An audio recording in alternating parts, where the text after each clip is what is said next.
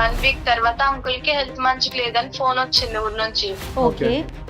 Mummy వెళ్తానంటే నేను వద్దనేసిన. Mummy నాతో గొడవ పడి ఆఫీస్ కి వెళ్ళంగానే వెళ్ళిపోయింది మమ్మీ నాకు చెప్పకుండా. సరే నేను బెంగళూరు వచ్చాను, అమ్మని తీసుకొచ్చా, ఇక్కడ ఉండకుండా వెళ్ళిపోయింది. ఇప్పుడేమో పెళ్లి సంబంధాలు వస్తాయి, వాళ్ళకి నేనేం చెప్పాలి? అమ్మాయి యొక్క క్యారెక్టర్ మీద లోకం ఒక ప్రశ్న పెట్టింది, ప్రశ్న వేసింది. అది కాస్త ఒక తల్లిగా నువ్వు చిన్నప్పటి నుంచి ఇంత కష్టపడి పెంచినటువంటి తల్లిని గౌరవించాలో తెలీదు. జీవిత భాగస్వామిని ఎంచుకునేటప్పుడు తల్లి క్యారెక్టర్ బట్టి ఈ అమ్మాయిని కూడా తూకం వేయటం అనేది జరుగుతూ ఉంటుంది. సార్ కానీ నాకు తెలిసి నేనైతే ఏ తప్పు చేయలేదు సార్. ఎందుకు మీరిద్దరూ ఇంత రిస్క్ తీసుకుని మీరు ఆ ఇంట్లోనే ఎందుకు పని చేయాలి? అతను అంత రిస్క్ తీసుకుని మీ చేతే ఎందుకు పని చేయించుకోవాలి? సార్ చెప్పలేను సార్. కాకపోతే ఆ సార్ అయితే నాకు ఆ సార్కి వేరే రిలేషన్ అనేది ఏమీ లేదు సార్. మనసాక్షి మీద చెయ్యేసుకుని మీ అమ్మాయి మీద ఒట్టేసుకుని నేను ఇలా అడగకూడదు.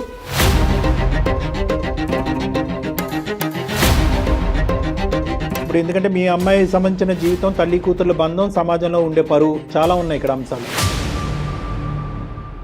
కాదండి పని మనిషిని, పని అమ్మాయిని మాత్రమే, అతనికి నాకు ఏం సంబంధం లేదు అంటే కనుక మీరు ఒక స్టోరీ చెప్తూ ఉంటారు, లోకంలో ఉండేటటువంటి 1000 మంది ఒక్కటి చెప్తూ ఉంటారు. అతనికి మీ మనసులో ఒక స్థానం ఉందా, మీకు అతని మనసులో ఒక స్థానం ఉందా? ఇంతవరకు చెప్పండి. అమ్మని అంకుల్ని కలిపేటటువంటి ప్రయత్నం చేస్తుందా? తన మనసు అంత పెద్దదా?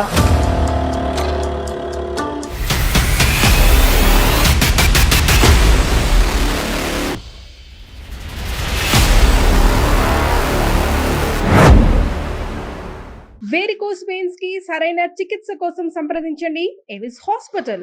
ఎవిస్ హాస్పిటల్ సమర్పించు అందమైన జీవితం కార్యక్రమానికి స్వాగతం. నమస్తే కళ్యాణ్ గారు. నమస్తే జగన్.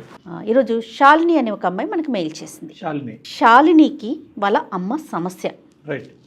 నా జీవితం ముందుకు వెళ్ళటానికి మా అమ్మే సమస్య అవుతోంది, రైట్, దీనికి పరిష్కారం ఏంటి అని అడిగింది. నాకు కూడా కొంచెం అంటే అమ్మే సమస్య అనేసరికి ఇదేదో ఖచ్చితంగా మీరు మాట్లాడాల్సిన విషయమే అనిపించింది. కళ్యాణ్ గారు కాల్ చేస్తానండి. చేయండి అమ్మా.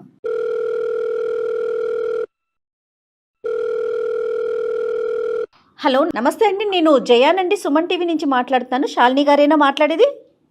మ్యామ్ నేనే మాట్లాడుతున్నాను. Right right. Thank you so much ma'am, నేను మెయిల్ చేయంగానే యాక్సెప్ట్ చేసినందుకు. నాతో పాటు డాక్టర్ కళ్యాణ్ చక్రవర్తి గారు ఉన్నారు. ఒక్కసారి మీ సమస్య ఏంటో మాట్లాడండి. Okay okay ma'am. Hello sir. నమస్తే అమ్మా శాలిని. చెప్పమ్మా. నా పేరు శాలిని సార్, బెంగళూరు నుంచి మాట్లాడుతున్నా. ఓకే. మా ప్రాపర్ ఏమో నిజామాబాద్ మ్యామ్. ఓకే. నా ప్రాబ్లం మమ్మీ బిహేవియర్ మీద. మీ అమ్మగారి యొక్క ప్రవర్తనతో మీకు ప్రాబ్లం ఉంది. ఓకే. ఇప్పుడు బెంగళూరులో ఏం చేస్తున్నారు మీరు? జాబ్ చేస్తున్నా మ్యామ్. ఓకే. మ్యారేజ్ అయ్యిందమ్మా నీకు? లేదు సార్, కాలేదు. మీరు ఎంతమంది? నేను ఒక్కదాన్నే, మమ్మీ నేను అంతే. నాన్నగారమ్మా? నాన్నగారు లేరు మ్యామ్. లేరంటే? చనిపోయారు. ఎప్పుడమ్మా? నాకు తెలియక ముందే చనిపోయారు. తెలియదు. నీ వయసు ఎంత? నాకు 25 years. అమ్మ అప్పటి నుంచి ఇప్పుడు 25 years వరకు ఇంకొక పెళ్లి ఏమీ లేకుండా నిన్నే పెంచుకుంటూ అమ్మ అలా కాపాడుకుంటూ వచ్చింది, అంతేగా? Yes sir. సంతోషం. మరి ఇప్పుడు సమస్య ఏంటమ్మా? అంత కష్టపడినటువంటి తల్లి నీకు సమస్య అవటం ఏంటి? అంటే నాకు తెలియని వయసులో డాడీ చనిపోయారు సార్. మాకు ఒక తెలిసిన అంకుల్ వాళ్ళు ఉండే. అంకుల్ వాళ్ళ ఇంటికి డైలీ వెళ్తుండే మమ్మీ. అంకుల్ నాకు బట్టలు అవన్నీ కొనిస్తుండే. చుట్టుపక్క వాళ్ళందరూ మమ్మీ గురించి చెడుగా మాట్లాడినారు. ఇక నాకు ఎందుకు ప్లాన్ వదిలేసా. ఇక కొంచెం పెద్దగా అయినాక మమ్మీకి అడిగితే నువ్వు చిన్న పిల్లవి, చిన్న పిల్లలు ఎక్కుండు, నీకు అవసరం లేదన్నది. ఒక్క నిమిషం శాలిని, అంకుల్ ఎవరమ్మా? మీ చుట్టాలా, మీ దగ్గర బంధువులా, ఎవరు? మాకు తెలిసిన అంకుల్ ఆయన. అంటే మమ్మీ వాళ్ళ దగ్గర పనికి వెళ్తుంది సార్. ఒకే ఊరా అది అడిగేది? ఒకే ఊరు మ్యామ్. అంటే అక్కడ చేసే పని ఏంటమ్మా? అమ్మ చేసే పని ఏంటి? అమ్మ వృత్తి ఏంటి? ఇంట్లో పని చేస్తుంది. అంటే మీ బ్రతుకు తెరుగు గురించి అమ్మ ఇంట్లో పని చేస్తుంది. అవును సరే. మరి ఆ ఇంట్లో ఎవరన్నా ఉన్నారా? అంటే అంకుల్ తో పాటు వేరే వాళ్ళు ఎవరైనా ఉంటారా? ఎవరు ఉండరు సార్. అంకుల్ వాళ్ళ వైఫ్ చనిపోయింది. అతని భార్య కూడా లేదు? మరి అంకుల్ కి పిల్లలు ఉన్నారు, యుఎస్ లలో ఉన్నారు. పెద్ద పిల్లలేనా? పెళ్లిళ్ళు అయిపోయిన వాళ్ళవి. నీకు 25 అంటున్నావు, అమ్మ వయసు ఎంతమ్మా? 49. 49. అంకుల్ వయసు అంకుల్ వయసు 50. 50. ఓకే. సో పిల్లలు 50 52 అట్లా ఉంటుందేమో. ఇక అక్కడ ఉండలేక ఊర్లో ఉండలేక నేను హైదరాబాద్ వచ్చేసా సార్. మమ్మీకి చెప్పా నేను, ఇక్కడ హైదరాబాద్ వచ్చే మమ్మీ మనం ఇక్కడనే రూమ్ చూసుకొని ఉందామన్నా. అయితే మమ్మీ రానన్నది. కాదమ్మా, నువ్వు హైదరాబాద్ ఎందుకు వచ్చావమ్మా? శాలిని, నేను స్టడీకి వచ్చాను సార్. ఏంటి అమ్మ గురించి లోకం ఏమనుకుంటుంది, ఊరువాడ ఏమనుకుంటున్నారు, నీ మనస్సాక్షి ఏమంటుంది? అంకుల్ కి మమ్మీకి ఏదో ఎఫర్ ఉందని అనుకుంటున్నారు సార్. మీ తల్లి అంటే చిన్నప్పటి నుంచి మీ తల్లి గురించి నీకంటే ప్రపంచంలో దేవుడికి కూడా బాగా తెలీదు. నువ్వు నమ్ముతున్నావా? మీ అమ్మ ఉద్దేశం కానీ ఆలోచన కానీ క్యారెక్టర్ కానీ అదని నువ్వు నమ్ముతున్నావా? Yes sir. ఎందుకంటే మమ్మీకి హైదరాబాద్ రమ్మంటే రానన్నారు సార్. హైదరాబాద్ రమ్మంటే రానంది కాబట్టి కారణం అంటే ఊర్లో ఒకరిద్దరు అలా అనుకుంటున్నారమ్మా, చాలా మంది అనుకుంటున్నారా? ఊరందరూ చాలా మంది చాలా ఇదే అనుకుంటున్నారు. సరే, మరి ఎప్పుడైనా నువ్వు అమ్మ మరి అందరు ఇలా అనుకుంటున్నారు, నేను స్కూల్కి కాలేజీకి వెళ్ళడానికి నాకు పరువు తక్కువగా చిన్నగా అనిపిస్తుంది, మరి నువ్వు పని అక్కడ మానేసి వేరే పని చూసుకో అమ్మా అని నువ్వు చెప్పలేదా? చెప్పా సార్, కానీ మమ్మీ వినలేదు. అమ్మ వినలేదు. వాళ్ళ ఇంటికి నువ్వు ఎప్పుడైనా వెళ్ళావా? వెళ్తాము. నీతో ఎలా ఉంటారమ్మా? నాతో మంచిగానే మాట్లాడతారు, మంచి ఫీలింగ్ అనిపిస్తుంది. కాకపోతే ఇక ఊరోళ్ళు అనడం వల్ల మళ్ళీ చూస్తా కదా, దానివల్ల. తను చెప్పేది ఏంటంటే మమ్మీ చెడు కాదు, అంకులు చెడు కాదు, కానీ లోకం ఇలా మాట్లాడుకునేటప్పటికి అది వదిలేయమ్మా అని చెప్పి 1-10 సార్లు చెప్పేటప్పటికి అమ్మ పని వదిలేకపోవటం, పోనీ హైదరాబాద్ వెళ్ళిపోదాం అమ్మ అంటే కనుక హైదరాబాద్ రాకపోవటం వల్ల ఈ అమ్మాయి చూసింది లేదు, ఏమీ లేదు, విన్నది ఒకటే. ఇంకా అదే లోకం యొక్క మాటలు నిజమేమో, అందుకే అమ్మ అని అనుకుంటుంది. సరే, ఈ సమస్య తీసుకుని ఇప్పుడు మా దగ్గరికి ఎందుకు వచ్చావు శాలిని? అంటే ఎందుకు ఇప్పుడు ప్రత్యేకంగా మాకెందుకు ఈమెయిల్ పెట్టావు? అంటే మమ్మీ పని చేస్తుంది కరెక్టా రాంగ్ అని. అంటే నేను బెంగళూరులో జాబ్ చేస్తున్నాండి. ప్రతి మాల తీసుకొచ్చా ఊరు నుంచి. 1 వీక్ తర్వాత అంకుల్ కి హెల్త్ మంచిగా లేదని ఫోన్ వచ్చింది ఊరు నుంచి. మమ్మీ వెళ్తానంటే నేను వద్దనేసిన. మమ్మీ నాతో గొడవ పడి ఆఫీస్ కి వెళ్ళంగానే వెళ్ళిపోయింది మమ్మీ నాకు చెప్పకుండా. బెంగళూరు ఇప్పుడు నువ్వు హైదరాబాద్ నుంచి బెంగళూరు వచ్చేసావమ్మా జాబ్ రీత్యా?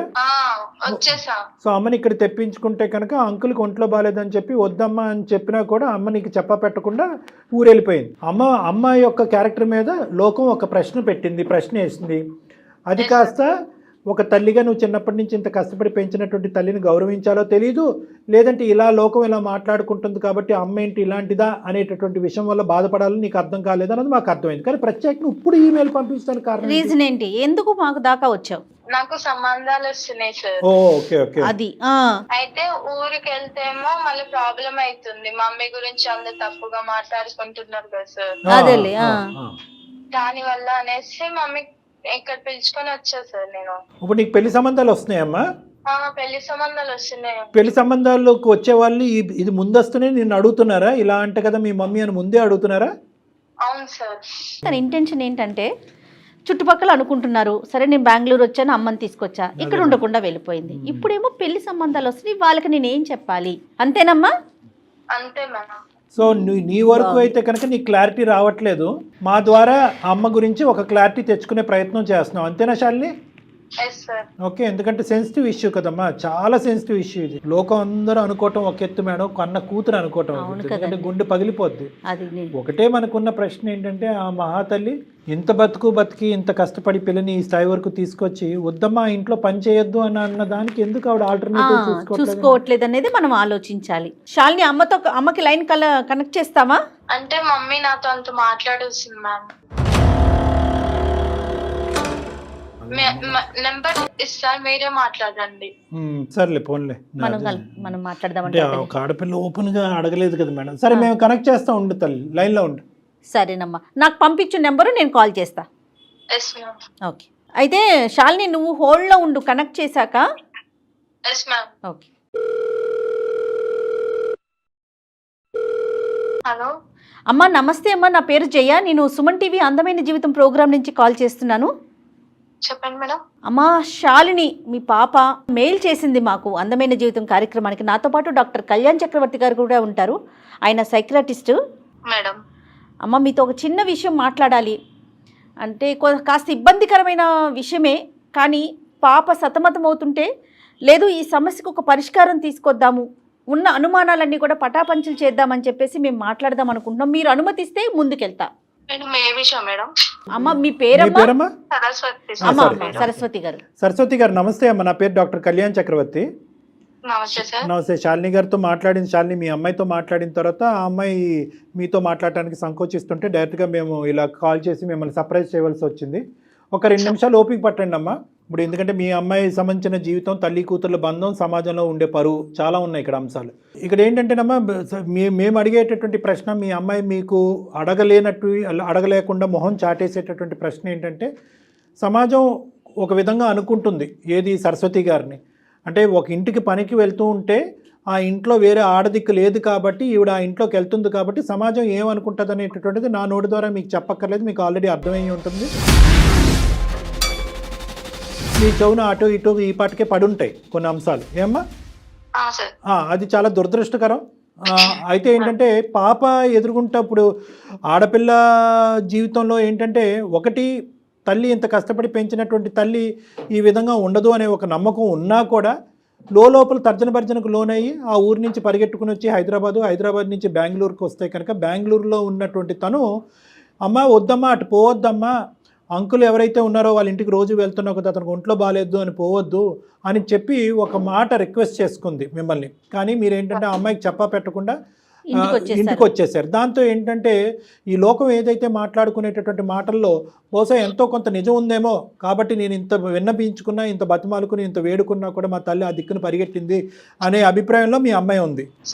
ఇప్పుడు దానికి మించినటువంటి పెద్ద పరిస్థితి ఏంటంటే, ఒకటి నా తల్లి యొక్క క్యారెక్టర్ ఏంటి, సమాజం అనుకుంటుంది నిజమా అబద్ధం అనేది ఒకటైతే, వచ్చేటటువంటి పెళ్లి సంబంధాలు కూడా ఒక ఆడపిల్లకి నెక్స్ట్ ఘట్టంలో చాలా ముఖ్యమైనటువంటిది. జీవిత భాగస్వామిని ఎంచుకునేటప్పుడు తల్లి క్యారెక్టర్ బట్టి ఈ అమ్మాయిని కూడా తూకం వేయటం అనేది జరుగుతూ ఉంటుంది. కాబట్టి వచ్చేటటువంటి వాళ్ళందరూ కూడా మీ తల్లి యొక్క ఇదా అదా అనేటటువంటి రకరకాలు మాట్లాడుతున్నారు. కాబట్టి అసలు వాస్తవానికి మీ జీవితంలో జరుగుతున్నది ఏంటి, ఈ అంకుల్ అనేటటువంటి వ్యక్తి ఎవరు, అతని ఇంట్లోకి ఎందుకు మీరు వెళ్తున్నారు పని చేయడానికి, వద్దు ఒక విధమైనటువంటి అనుమానం వచ్చినా కూడా ఆ ఇంటికే పదే మీరు ఎందుకు వెళ్ళవలసి వస్తుంది అనేది కొద్దిగా వివరించండి. పాప కూడా లైన్లోనే ఉంది. ఉన్నారా మేడం? పాప ఉందండి. అమ్మాయి కూడా లైన్లో, శాలిని కూడా లైన్లో ఉంది. సరస్వతి గారు మీరు చెప్పచ్చు. సార్ కానీ నాకు తెలిసి నేనైతే ఏ తప్పు చేయలేదు సార్. మేము అనట్లేదమ్మా. మా ఆయన వచ్చేసి మా పాప చిన్న వయసులోనే చనిపోయారు సార్. ఓకే. పాపకు ఎలాంటి కష్టం లేకుండా, ఎలాంటి బాధలు ఏం లేకుండా నేను పెంచాను సార్. స్టడీ చేయించి జాబ్ వరకు తీసుకెళ్ళాను సార్. ఓకే. పాపకు చిన్నప్పుడు చాలా మంది అన్నారు సార్, మీ మమ్మీ ఎలా చేసేది. పాప నన్ను అడిగింది సార్. పాప చిన్నది కదా చెప్పడం బాగోదు అనేసి నేనేం చెప్పలేదు సార్. ఊరు వాళ్ళు చాలా మంది అన్నారు కానీ నేను వెళ్ళలేదు సార్. చనిపోయిన తర్వాత మా పాప చిన్నగా ఉండే అప్పుడు ఎవరు నన్ను సహకరించలేదు సార్, ఎవరు దగ్గర చేయలేదు సార్. నా పాప భవిష్యత్తు ముఖ్యం అనేసి నేను ఏదన్నా గానీ ఒక ఇంట్లో పని చేస్తున్నాను సార్. అంటే ఏం పని? వంట పని, ఇంటి పని అన్నీనా? ఆల్ చేస్తాను సార్, అన్ని పనులు చేస్తాను సార్. కానీ ఒకటమ్మా, ఇప్పుడు ఆ ఒక్క ఇల్లే లేదు కదా మీ మొత్తం ఊర్లో. ఇప్పుడు సార్ ఆ టైంలో నన్ను ఎవరు దగ్గర చేయలేదు సార్. నన్ను ఈ పెద్ద చాలా వేడి చేశారు సార్. అందువల్ల సార్ దగ్గర మరి మీకు ఖర్చులకు సరిపడా కాదమ్మా, మీ ఖర్చులకు సరిపడా పూర్తిగా ఆ సారే చూసుకుంటున్నారా? ఆ ఒక్కింట్లోనే మీరు పని చేయబట్టి? అవును మేడం. పూర్తిగా ఆయనే చూసుకుంటున్నారు? అవును మేడం. మరి ఆయన ఫ్యామిలీ ఏంటి అంటే మేడం, సార్కి మేడం లేదు మేడం, ఏదో ఫీవర్ అనారోగ్యం వల్ల చనిపోయారు మేడం. ఓకే. పిల్లలు? సార్ వాళ్ళ పిల్లలు యుఎస్ లో సెటిల్ అయ్యారు మేడం. ఓకే. సార్ ఒక్కరే ఉంటారు? అమ్మ సార్ ఒక్కలే ఉంటారు. ఆ ఇంట్లో వంట పని, ఇంటి పనికి వెళ్తున్నారు.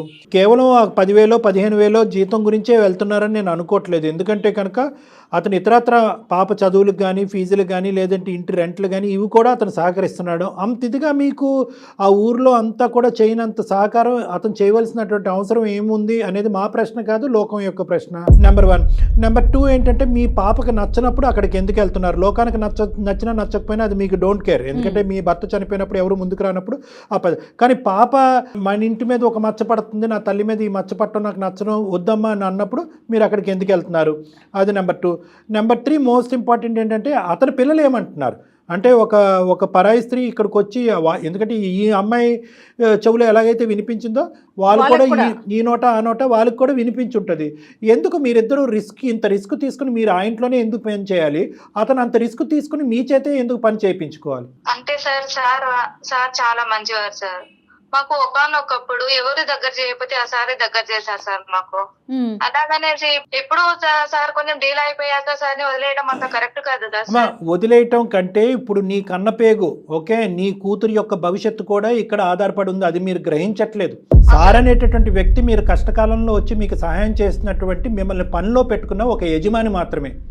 నీ కూతురు యొక్క భవిష్యత్తు ఇక్కడ ఆగమ్యగోచరంగా ఉంది. వచ్చేటటువంటి సంబంధాలు వచ్చేటటువంటి అబ్బాయిలందరికీ కూడా ఇది నానా విధాలుగా తెలుస్తున్నాయి. మేమేమి మీరేదో తప్పు చేశారనేటటువంటి విధంగా మాట్లాడట్లేదు. కానీ ఇక్కడ ఇంత రిస్క్ తీసుకుని ఆ వ్యక్తిని కాపాడేంత ప్రయత్నం మీరు ఎందుకు చేస్తున్నారు? అతనికి సహాయపడాలి, కానీ దానికి మించి మీ కూతురు యొక్క భవిష్యత్తు గురించి మీరు ఆలోచించాలి. సార్ కూతురు భవిష్యత్తు గురించి ఆలోచించే వచ్చాను సార్. అప్పుడు సార్ బాగానే ఉన్నారు. అప్పుడు నేను సార్ దగ్గర వర్క్ చేశాను కాబట్టి సార్ బాగానే ఉన్నారు. ఇప్పుడు నేను వచ్చేసాను సార్, పాప దగ్గరకు వచ్చేసాను బెంగళూరుకి. తర్వాత సార్కి హెల్త్ బాగాలేదు. సార్కి అక్కడ ఆ టైంలో నాకు ఎవరైతే ఎలా లేరు, ఇప్పుడు ఈ సార్కి ఎవరు లేరు కదా, కాబట్టి నేను పోవడం తప్పదు కదా సార్. అమ్మ మరి అతనికి ఇంకొక 10 సంవత్సరాల పాటు ఆరోగ్యం బాగుంటుంది, మరి మీరు అక్కడ ఉండిపోతారా? ఉండిపోతాను సార్. ఎందుకమ్మా మీరు తప్ప అతనికి ఎవరు చేయలేరా? లేదు సార్, చేయలేదు సార్. ఇప్పటికైనా నిజం చెప్పండి సరస్వతి గారు, అసలు ఏంటి మీ ఇద్దరి మధ్యన? నాకు అర్థం కావట్లేదు. మీరు కేవలం ఆ ఇంట్లో పనిచేసేటటువంటి వ్యక్తిలాగా నాకు అనిపించట్లేదు. ఇంకా ఎవరు సహాయం చేసేటటువంటి ఆడవాళ్ళే ఈ ప్రపంచంలో లేరా అతనికి? మీరు కాకపోతే ఇంకొకరు చూసుకుంటారు. మీ మధ్య ఎలాంటి సంబంధం లేకపోతే మీరు రావటానికైతే అమ్మాయి పిలిచింది కాబట్టి వచ్చారు, కానీ వచ్చిన దారిలోనే మళ్ళీ వెనక్కి వెళ్ళిపోయారు మీరు. సార్ చెప్పలేను సార్, కాకపోతే ఆ సార్ అయితే నాకు ఆ సార్కి వేరే రిలేషన్ అనేది ఏమి లేదు సార్. మనస్సాక్షి మీద చెయ్యేసుకుని మీ అమ్మాయి మీద ఒట్టేసుకుని నేను ఇలా అనకూడదమ్మా, ఇలా అడగకూడదు. కానీ ఈరోజు ఒక తల్లి కూతుర్ల యొక్క బంధం తెగిపోయేటట్టుంది. ఆ అమ్మాయి యొక్క భవిష్యత్తు చెడిపోయేటట్టుంది. మీ మీద మచ్చ అనేటటువంటి తీసి పక్కన పెడితే, ఆడపిల్లగా నీ తల్లి ఇలా చేస్తుందని ఈ అమ్మాయి మీద మచ్చపడి రేపొద్దున పెళ్లి చేసుకోవటానికి నాదుడే లేనటువంటి దిక్కుతోచని పరిస్థితి ఏర్పడే పరిస్థితి వచ్చింది. కాబట్టి మిమ్మల్ని ఇలా నిలదీసి ముక్కుసూటుగా ఇలా అడగటం నాకు తప్పట్లేదు. నిజం చెప్పండి ఇప్పటికైనా ప్లీజ్. సార్ ప్రతిదానికి మీరు అలా అడుగుతున్నారు కదా సార్, దీనికి సొల్యూషన్ మీరే చెప్పండి సార్. చెప్పమ్మా, నువ్వు చెప్పమ్మా. నిజం చెప్తే మీ ఇద్దరి మధ్యన ఉండేటటువంటి ఏమంటాలో నాకు తెలియదు, అర్థం కావట్లేదు. మీ ఇద్దరి మధ్యన ఉండేటటువంటిది ఒక యజమాని ఇంట్లో పని చేసుకునేటటువంటి ఒక అమ్మాయికి సంబంధించినటువంటి ఇదా, దానికి మించిందా? మీరు వాస్తవాలు పలకండి. మీరు నిజం చెప్తే దానికి ఏం చేయాలి, దానికి సొల్యూషన్ ఏంటనే సలహా డాక్టర్ గారు ఇస్తారండి. అంటే ఈ సమస్యకి ఒక పరిష్కారం తీసుకురావాలి కదమ్మా. అతనికి మీ మనసులో ఒక స్థానం ఉందా, మీకు అతని మనసులో ఒక స్థానం ఉందా? ఇంతవరకు చెప్పండి ప్లీజ్. ఉంది. ఎందుకమ్మా ముక్కు ఎక్కడ ఉందంటే అలా చూపెడతారు? ఇద్దరికినండి, ఇద్దరికి ఒకరి మనసులో ఒకరికి. సార్ నేను చెప్తే సమాజం యాక్సెప్ట్ చేయదు కదా సార్. మరి అమ్మా ఎలా చెప్పినా అమ్మా ఇంత యాక్సెప్ట్ చేస్తోందా? ఇప్పుడు ఏమి యాక్సెప్ట్ చేస్తుంది? ఇప్పుడు సమాజం అసహ్యంగా దురదృష్టకరంగా చండాలంగా మాట్లాడుకుంటున్నారు. అక్కడ అతను భార్యను వదిలేసి పారిపోయి వచ్చి మీతో ఉండలేదు, మీరేమొచ్చి మీ భర్తను వదిలేసి పారిపోయి అతనితో ఉండలేదు. మీ ఇద్దరు భర్తలను పోగొట్టుకున్నారు, ఏకాగ్గా బతుకుతున్నారు. పిల్లల్ని పెంచుకుంటూ, అతని పిల్లల్ని పెంచుకుంటూ అమెరికా పంపించుకున్నాడు, నీ కూతుర్ని పెంచుకుంటూ నువ్వు బెంగళూరు ఉద్యోగం చేసావు. ఇంత గౌరవప్రదంగా బతికినటువంటి మీ ఇద్దరికి ఎందుకు ఈ చెడ్డ పేరు? ఎందుకు? మీరు ధైర్యంగా ముందుకు వచ్చి మీరిద్దరు పెళ్లి చేసుకోండి, తప్పే ఉంది అందులో. అమ్మా ఇప్పుడు దీన్ని యాక్సెప్ట్ చేస్తుందా? అంటే ఇప్పుడు మీరు ఎలా ఉన్నారంటే, కాదు కళ్యాణ్ గారు, వెనక ఏదన్నా మాట్లాడుకోండి, నాకు అనవసరం, ఎదురుగుండా ఏది మాట్లాడొద్దని కోరుకుంటున్నట్లున్నారు. అది ఎట్లా కుదురుతుందమ్మా? అది మీ వరకు పోనీ మీరు యాక్సెప్ట్ చేస్తారు, పాప యాక్సెప్ట్ చేయలేకపోతుంది కదా. ఈ ముద్ర పాప మీద పడుతుంది కదా. పాప మీద మచ్చపడుతుంది, అదొకటమ్మా. రెండోది ఏంటంటే మీ మనసులో చాలా కసి కోపాన్ని సమాజం మీద పెంచుకున్నారు. ఎవరైతే కనుక నా భర్త చనిపోయినప్పుడు ఎవరు నా సహకరించలేదో వాళ్ళు ఎలా అరుచుకున్నా, ఎలా తిట్టుకున్నా, ఎలా వెనకత్త నుంచి గుంతలు తవ్వినా కూడా నేను కళ్ళు మూసుకుని ముందుకు వెళ్ళిపోతాను అని చెప్పి ఆ ముందుకు వెళ్ళేటటువంటి క్రమంలో మీ పద్ధతిని మార్చుకోలేకపోయారు. పిల్లమే పడేటటువంటి భారాన్ని కూడా ఆలోచించలేకపోయారు. ఇది ఒక మేము అనేది ఏంటంటే కనుకమ్మా, ఈ లోకం నోరు మూయించాలి అంటే కనుక ఈ బంధాన్ని ఒక పవిత్ర బంధం కింద మార్చండి, కానీ దాన్ని లీగలైజ్ చేసుకోండి, పెళ్లి చేసుకోండి, మేమిద్దరం భార్యాభర్తలను అనుకోండి. ఓకే.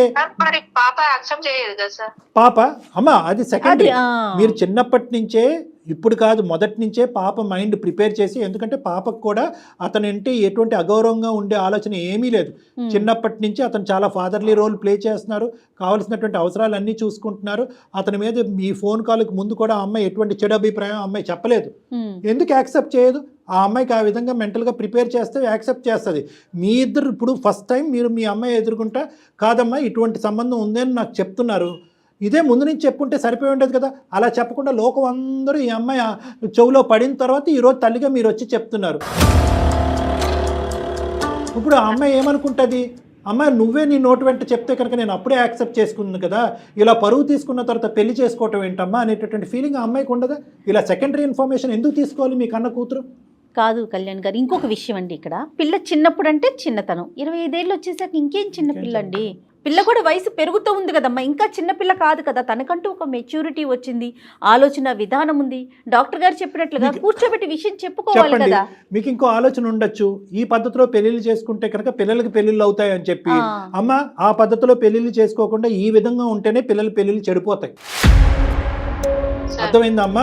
ఈ విధంగా పెళ్లి చేసుకోకుండా, కాదండి పని మనిషిని పని అమ్మాయిని మాత్రమే, అతనికి నాకు ఏం సంబంధం లేదు అంటే కనుక మీరు ఒక స్టోరీ చెప్తూ ఉంటారు, లోకంలో ఉండేటటువంటి 1000 మంది ఒక్కటి చెప్తూ ఉంటారు, దానివల్ల పెళ్లి చెడిపోతాయి. కానీ మా అమ్మ నా తండ్రి చనిపోవటం వల్ల, ఒక అంకుల్ యొక్క భార్య చనిపోవటం వల్ల వాళ్ళిద్దరు పవిత్రంగా ముందుకు వచ్చి సభాముఖంగా సమాజం ఎదుర్కొంటూ ఉండి చాలా పవిత్రంగా పెళ్లి చేసుకున్నారంటే కనుక గౌరవం పెరుగుతుంది కానీ తరుగుతుందమ్మా. దానికి ఇష్టమైనోడే వస్తాడు రేపొద్దున మీ పాపకి, అంతే కదా. అదేముంది, అది దాన్ని యాక్సెప్ట్ చేసి అతనే వస్తాడు. ఇప్పుడు ఆడపిల్ల పెళ్ళి అయిన తర్వాత అత్తింటికి వెళ్ళిపోతుంది, మీరు ఏకాక అవుతారు, మీకంటూ ఒక తోడు కావాలి. ఎందుకు ఒక వ్యక్తి ఇంట్లో ఈ విధంగా ఉంటున్నాననేటటువంటి మాట ఎందుకు? అతనికి తోడు కావాలి, మీకు తోడు కావాలి. మీరు చేసేటటువంటిది మీరు పెళ్లి చేసుకుంటే అది టోటల్గా లీగల్. ఎందుకు మీరు భయపడుతున్నారు? సార్ ఇప్పుడు నన్ను ఏం చేయమంటారు సార్? అమ్మా సింపుల్, పాప పెళ్లికి తాత్కాలికంగా పోస్ట్పోన్ చేయండి. పాప పెళ్లికి వచ్చినటువంటి తొందర ఏమీ లేదు. అమ్మాయికి 25 years, కావాలంటే ఇంకో 2-3 years వెయిట్ చేయడానికి కూడా తను రెడీ అవుతుంది. ఆ విధంగా తను మెంటల్గా ప్రిపేర్ అవుతూ ఉంటుంది. ఫస్ట్ పాపను అడిగి తెలుసుకోండి మీరు. అమ్మ నేను ఇటు మాతో మాట్లాడటం కాదు, మీ అమ్మాయితో మీరు మాట్లాడండి, శాలినితో మాట్లాడండి. అమ్మ నువ్వు అనుకుంటున్నట్టుగా నేను వాళ్ళ ఇంట్లో పనిచేయటం కాదు, నేను అతనికి నాకు మధ్యన ఒక బంధం అనేది ఏర్పడింది, ఆ బంధాన్ని మేము పెళ్లి రూపాన్ని దాల్చాలనుకుంటున్నాము, అది నీకు ఇష్టమా అని మా ఎదుర్కొంటే అడగండి. ఒక మాట అడగండి. నేను చెప్పలేను సార్, నాకు పాపకు మాటలు లేవు సార్. అమ్మ మాటలు లేవంటే ఎన్ని సంవత్సరాలు ఉండిపోతారమ్మా తల్లి కూతుళ్ళ మధ్యన? అంటే ఈ విషయం వల్ల మాటలు తెగిపోయినాయి మేడం. అదే మనం కన్వే చేద్దాం కళ్యాణ్.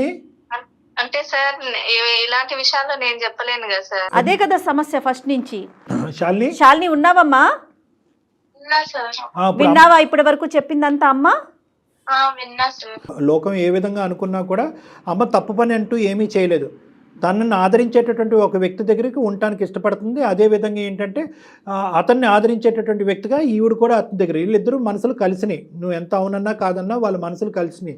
లోకం రకరకాల విధాలుగా అనుకోవచ్చు. ఆ లోకం అనుకునే దాన్ని బట్టి మీ అమ్మకి ఇచ్చేటటువంటి మర్యాద కానీ మీ అమ్మతో నీకు ఉండేటటువంటి బంధాన్ని మాత్రం నువ్వు వీకెండ్ చేసుకోవద్దు అనేది నా రిక్వెస్ట్. నెంబర్ 1. నెంబర్ 2 ఏంటంటే అమ్మకుండే ప్రధానమైనటువంటి భయం ఏంటంటే కనుక, నేను పెళ్లి చేసుకుంటాను అంటే కనుక లోకం ఎలా అనుకున్నా నాకు అనవసరం, కానీ శాలిని ఎలా తీసుకుంటుంది అనే భయంతో ఇప్పటి వరకు ఇది గుట్టు రట్టవకుండా గోప్యంగా ఉంచింది అమ్మ. అవును. ఇప్పుడు అదే శాలిని తన పెళ్లి అనేది తాత్కాలికంగా పోస్ట్పోన్ చేసి అమ్మని అంకుల్ని కలిపేటటువంటి ప్రయత్నం చేస్తుందా? తన మనసు అంత పెద్దదా అనేటటువంటిది ప్రశ్న ఈ రోజు మన అందరు ఎదుర్కొంటా ఉంది. దాన్ని నువ్వు యాక్సెప్ట్ చేస్తావా? శాలిని చెప్పమ్మా, నీ ఒపీనియన్ ఏంటి? డాక్టర్ గారు చెప్పారు, నీ ఒపీనియన్ ఏంటమ్మా? నాకు ఓకే మ్యామ్. మళ్ళీ నేను మ్యారేజ్ ఇప్పుడు ఎట్లాగో మమ్మీ నేనున్నాను ఉంది కదా, మళ్ళీ నాకు మ్యారేజ్ అయిపోయినాక ఒంటరిగానే ఉంటా కదా. అదే మమ్మీకి ఇష్టమైతే నేను చిన్నప్పుడే చేసేసేదాన్ని వాళ్ళ మ్యారేజ్. చాలా సంతోషం అమ్మా. చూసావు, చాలా సింపుల్ కమ్యూనికేషన్ గ్యాప్ ఇది, చాలా సింపుల్ కమ్యూనికేషన్. ఇబ్బంది పడ్డారు కళ్యాణ్ గారు. ఆవిడ తన మనసులో ఇది ఏ తల్లి మాత్రం వచ్చి చెప్తుంది మేడం. అంతే కదా, కూర్చొని ఇలాగా మాట్లాడటం ఈజీ. ఏ తల్లి మనం అంత ఫార్వర్డ్ కి వెళ్ళలేదు. ఏ తల్లి మాత్రం వచ్చి అమ్మ నేను పనిచేసే అంకుల్ని నేను పెళ్లి చేసుకోబోతున్నానని ఏ తల్లి చెప్తుంది? భయపడిందా, నువ్వేమన్నా అనుకుంటావు అనేది ఆలోచించిందో మనకు తెలియదు కానమ్మా. ఎప్పటికైనా అమ్మ ఒక వాస్తవాన్ని ఇప్పటికైనా చెప్పింది, గుండె ధైర్యాన్ని చేసుకుని చెప్పింది. అదేవిధంగా నువ్వు అదే పెద్ద మనసుతో, చిన్న వయసు అన్నా కూడా నీ మనసు పెద్దది కాబట్టి అంకుల్ మీద కూడా నీకు ఎటువంటి దురాభిప్రాయం లేదు కాబట్టి, ప్లస్ నువ్వు పెళ్లి చేసుకుని మంచి వాళ్ళు కాబట్టి, నెంబర్ 2 నువ్వు పెళ్లి చేసుకుని వెళ్ళిపోయిన తర్వాత అమ్మ ఒంటరిదవుద్దనే ఆలోచన నీకు మొదటి నుంచి ఉంది కాబట్టి ఒక క్షణం కూడా ఆలోచించకుండా ముందుకు వచ్చి అమ్మ ముందే చెప్పుంటే ముందే పెళ్లి చేసి ఉండేదాన్ని దగ్గర ఉన్నాను అంటున్నావు. నీకు చిన్నపిల్లవైనా నీకు చాలా నమస్కరించాలమ్మ చేతులు ఎత్తి. ఎందుకంటే అందరికీ ఉండదు ఈ ఆలోచన. అవునండి, అవును. అలా ఎలా అవుతుంది అంకుల్, నా పెళ్లి గురించి ఆలోచిస్తుంటే కనుక మీరు అమ్మ పెళ్లి గురించి మాట్లాడుతున్నారు ఏంటి అని అనొచ్చు, సమాజం నవ్వుతారేమో అండి అని అనొచ్చు. అలా అనుకోకుండా అమ్మ కూడా అమ్మ భవిష్యత్తు దృష్ట్యా ఆ అమ్మాయి తన పెళ్లిని పోసి పెంచి ముందుకు రావడం అనేది చాలా హర్షణీయం. నాకు శాలిని ఫస్ట్ మాట్లాడినప్పుడు కళ్యాణ్ గారు కొంచెం మెచ్యూర్డ్గా లేదేమో, చిన్నపిల్ల కదా అనిపించింది, కానీ ఈ డెసిషన్ తను తీసుకున్నాక చాలా మెచ్యూర్డ్గా సెన్సిటివిటీ వల్ల అమ్మాయి అంత అయిపోయింది. రైట్, ఎనీహౌ కథ అయితే సుఖాంతమైంది. ఒక మంచి ముహూర్తం చూసుకొని ఒకసారి అంకుల్తో కూడా మాట్లాడి ఏమ్మా ముందుకు వెళ్ళండి. అమ్మ సరస్వతి గారు, ఇప్పుడు మాకంటే ముఖ్యం ఎవరైతే మీ కుటుంబ సభ్యులు ఉన్నారో సరస్వతి గారు, మీ తల్లిదండ్రులు అవనియండి, లేదంటే మీ బంధువులు అవనియండి, వాళ్ళందరినీ కూడా ఒకే తటి మీద తీసుకురండి. వాళ్ళందరికీ ఎక్స్ప్లెయిన్ చేసేటటువంటి ప్రయత్నం చేయండి. ఒకప్పుడు అందులో ఎవరైనా కీలకమైనటువంటి వ్యక్తులు ఎవరైనా దీన్ని అంగీకరించకపోతే వాళ్ళ చేత నా చేత వాళ్ళతో ఒకసారి మాట్లాడిపించండి. వాళ్ళందరినీ అంగీకరించేటటువంటి పూచి నేను తీసుకుంటాను. ఎందుకంటే ఇది చాలా, ఎవరు ఏమనుకున్నా సరే ఇది చాలా మంచి కార్యక్రమం. ఎందుకంటే కనుక మీరు ఒక తప్పుడుగా అనుకుంచేటటువంటి ఆలోచించే లోకం యొక్క నోరులు మూయించేటటువంటి ప్రయత్నం, మీ కూతురికి ఒక కొత్త భవిష్యత్తు ఇచ్చేటటువంటి ఒక దారి. సో దీంట్లో ఎంత వందల వేల మంది వచ్చినా కూడా నేను కన్విన్స్ చేయడానికి నేను రెడీగానే ఉన్నాను.